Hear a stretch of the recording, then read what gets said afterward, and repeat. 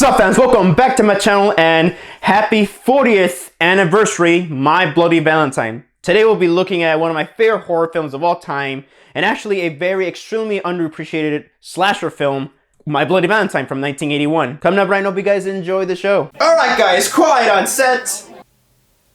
Scene 1, take 1. Action! Boom! Now, if you guys like this video, make sure you guys leave a like, comment, subscribe, make sure to share with your friends, and also hit that bell for notifications because it helps the channel a lot. And also, happy Valentine's Day. By the way, as I'm recording this, it's February 12th, and yesterday was the 40th anniversary of My Bloody Valentine. I've lost track of the anniversary, but my goodness. Oh my goodness, wow! What a way to celebrate. And also, I will keep this quick and spoiler-free as I can. And also, I'm just gonna show you off this figure. I'm not gonna do an unboxing, but I got a Harry Warden figure from Shout Factory. I believe you can still get it at Shout Factory. If not, then I'm sorry. But I will leave a link down in the description down below if you still can. Let's show you the front. And here's the back. Comes with awesome accessories. And here's the top. Yeah, that's the top. I thought I had it upside down. Here's the side. And here's the other side. Yep, just a lit. My Bloody Valentine, or did I have it right? Did I have it right? Yeah, my bad, guys. And here is the bottom NECA logo, Shout Factory, and it has all the credits. I love this figure a lot. It's beautiful as hell. Alright, let's just get on to the review. My Bloody Valentine is a Canadian slasher film released in 1981 and is directed by George Mihalka, and it stars Neil Affleck, Laurie Haley, I'm sorry if I butchered her name, Al Humphreys, Cynthia Dale, Keith Knight, Peter Cowper as Harry Warden, Don Franks as Chief Newby, Jake Newby, Paul Kilman, and Larry Reynolds as Mayor Hanniger. So the story goes that a small Canadian, and they love celebrating Valentine's Day, known as Valentine's Bluffs, are being stalked by a miner and they assume that it is Harry Warden. He's basically going around and killing people, ripping their hearts off and stuffing them into heart-shaped candy boxes. The reason why a string of killings is happening is because they plan to finally do a Valentine's Day dance. The last one was around, I believe, the 1940s, and unfortunately there was a mining incident, and the next year a string of murders happened because in the mining accident, I believe 5 miners were buried alive. Well, one of them survived, and his name was Harry Warden. In order to survive, he had to cannibalize his dead brethren and lost his sanity. He was committed to a mental institution, and of course a year later he broke out and started killing people. Until then, they stopped having the dance until now. Unfortunately, this canceled this dance, but all the people that work around the mine decide to, you know what?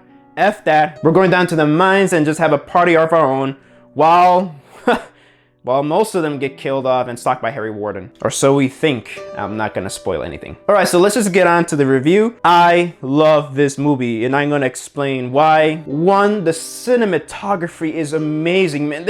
I believe this film, I know this film was shot on Canada. They shot it at an old abandoned mine, and it was pretty dangerous though because due to the methane levels and the camera and lighting work. But still, from what they captured, it is awesome, it's beautiful, it's eerie, it's creepy and terrifying in some cases. The atmosphere is just amazing. I also love how the slow pacing of the movie just lets you sink in the cold, dark, and terrifying atmosphere of down in the Hanniger mines. I also love the human characters. Yeah, a lot of slasher films, I don't really care much of the humans. I usually root for the killer because I don't care about the humans and I want them killed off. But here, I love the characters. And yeah, I even enjoy the whole Tom and Axel and Sarah love triangles, and even though it gets a little melodramatic in some cases, it's nice to add a little bit of tension throughout the movie, and it really doesn't affect badly the movie at all. Everybody does a phenomenal performance, and also I'm just glad that they actually act like humans here. They don't act like ditzy people like in these teenagers and most slasher films that are around the 80s. They actually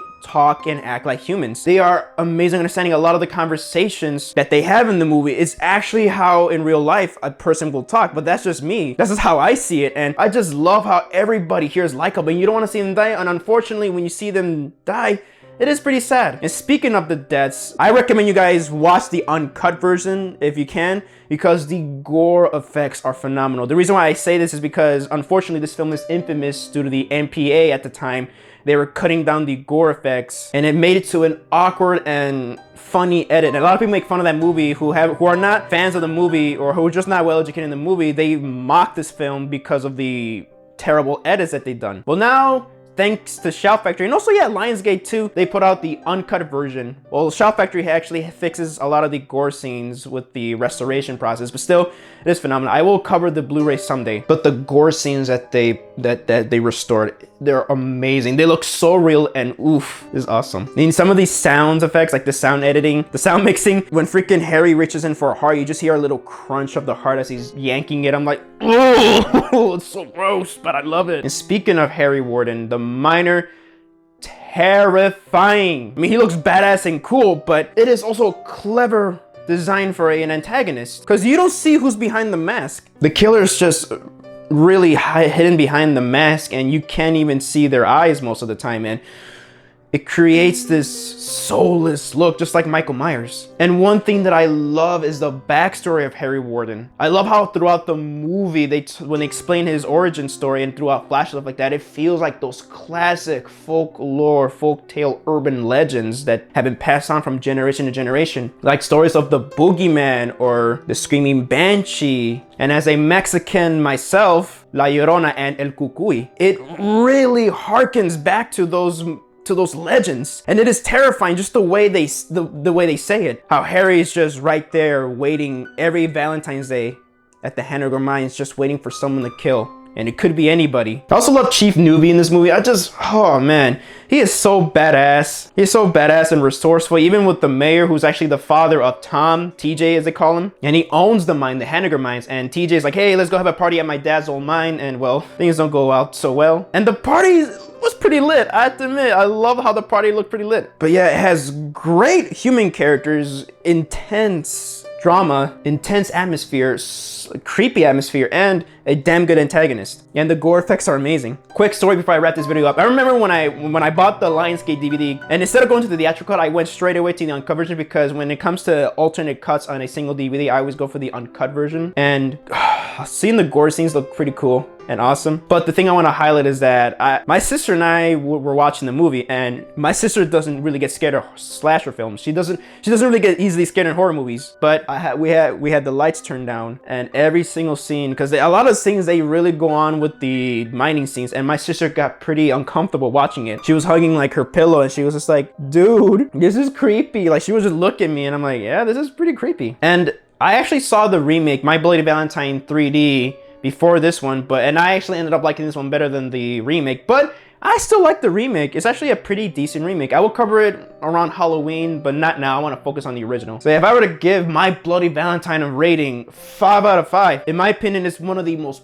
perfect horror films and slasher films I've ever seen in my life. It could be my favorite slasher film, even though my favorite horror film of all time is The Thing. For me though, the definition of a slasher film, aside from Friday the 13th and maybe Nightmare on Elm Street, it is My Bloody Valentine. In my opinion, this is how you do a slasher film. Great characters, scary atmosphere, and an amazing and unique and special antagonist. So yeah, that is my review for My Bloody Valentine, the original 1981 classic. Hope you guys enjoyed the video, and thank you guys so much for watching my video. So I have a question for you guys. Have you guys seen My Bloody Valentine? What do you guys think? Please let me know down in the comment section down below. I want to hear about your opinions. And once again, happy 40th anniversary, My Bloody Valentine. So this is Javi from Javi Productions, signing up, and hope you guys enjoyed the show.